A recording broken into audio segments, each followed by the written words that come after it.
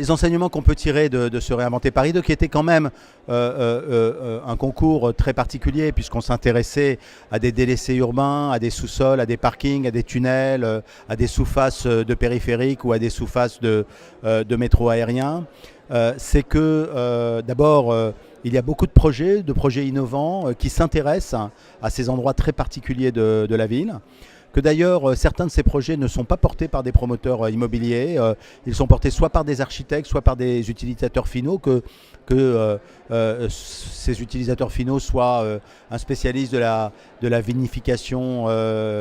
en bassin ou en mer, ou des spécialistes de l'escalade urbaine, ou des riverains, comme c'est le cas pour l'usine d'Auteuil, ou des spécialistes de logistique urbaine. Et sur les 20 projets lauréats, il n'y en a que 10 qui sont portés par des promoteurs traditionnels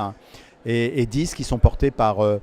ce nouveau genre de porteurs de projets. Et je crois que c'est un signe fort de l'intérêt et de la dynamique des Réinventer Paris. La deuxième remarque, c'est la place du sport et de l'art et de la logistique urbaine. Donc vraiment trois thématiques très importantes. Donc un peu moins d'économie, un peu moins de coworking et d'incubateurs, un peu plus de lieux d'exposition artistique, de lieux culturels, un musée pour enfants, des espaces de production numérique pour les artistes et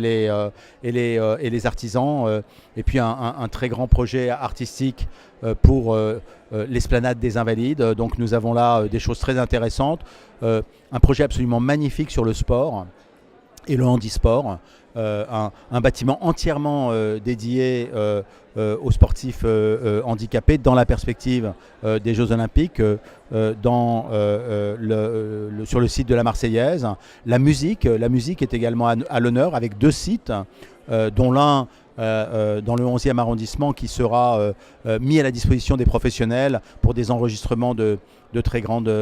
qualité. Donc une grande diversité d'usages, une présence très forte de l'artistique et du sport, et puis des modes de transfert de droits qui sont très diversifiés à cause justement de la nature des lieux, puisque il y a très peu de cessions, il y a beaucoup de baux amphithéotiques ou de baux à construction, et puis il y a également des transferts liés à l'occupation temporaire de l'espace public, notamment pour les parties qui sont dans l'espace public. Donc nous avons également pu identifier un certain nombre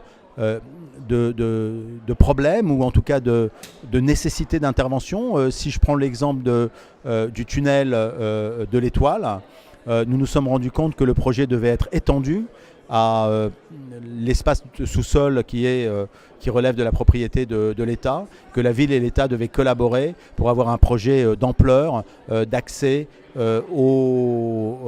l'Arc de Triomphe. Voilà, ce que je peux dire, c'est que ces projets sont très très intéressants, extrêmement respectueux du patrimoine,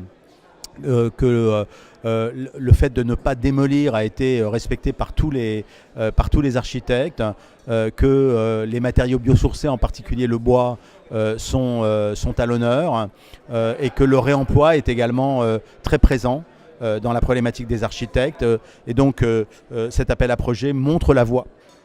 pour une architecture responsable dans les projets urbains à Paris.